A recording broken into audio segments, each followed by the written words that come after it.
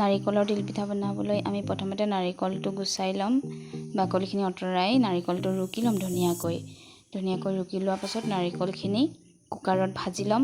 কুকাৰত বনালে আচলতে আমি যিহেতু ভাতহে বনাওঁ বা চফা কিবা কেৰাহী এটাত বনাব তেতিয়া বগা হয় চকচকীয়া। নাৰিকলখিনি ভাজি লোৱাৰ পাছত আজি আমি গুড় দি তিলপিঠা বনাম। গুড়খিনিও ৰুকি ল'ম। ৰুকি লোৱা গুড়খিনি এতিয়া মই এই ভাজি লোৱা নাৰিকলখিনিৰ লগত মিক্স কৰি ল'ম। বৰা চাউল আধা কেজি লৈছিলোঁ। আধা কেজি চাউল আমি তিয়াই ৰাখিলোঁ 2 ঘণ্টামানৰ কাৰণে।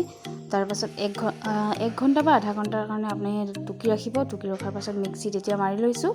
মিক্সিত মৰাৰ পাছত এতিয়া সৰু ঘন চালনীৰে পিঠা চলা ঘন চালনীখনে চালি লৈছোঁ।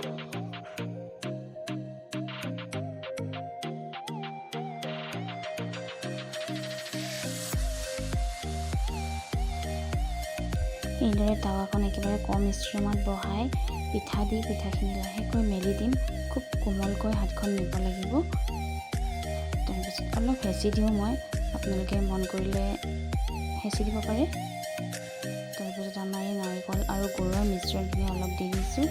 দি আমি পকাই তিলপিঠা বনাই হৈ গ'ল। এইদৰে গুড় আৰু নাৰিকলৰ মিশ্ৰণ দি তিলপিঠা বনাই খাই চাব, খুব সোৱাদ হয়।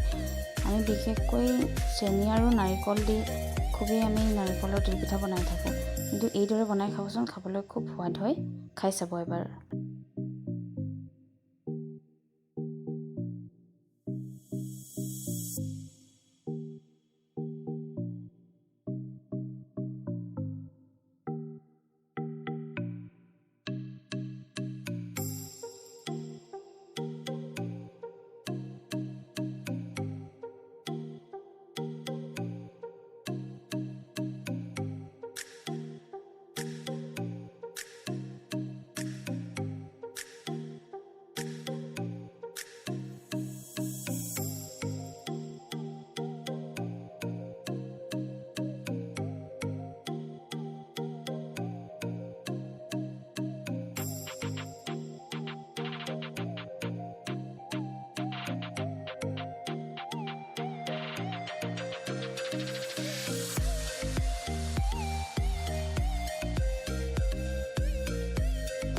এইদৰে বিহুৰ বতৰতে নহয়, আন বতৰতো আপোনালোকে নাৰিকলৰ তিলপিঠা খাই চাব বা যিকোনো পিঠা খাই চাবচোন, খাবলৈ খুব ভাল লাগে আৰু খুব টেষ্টি হয়।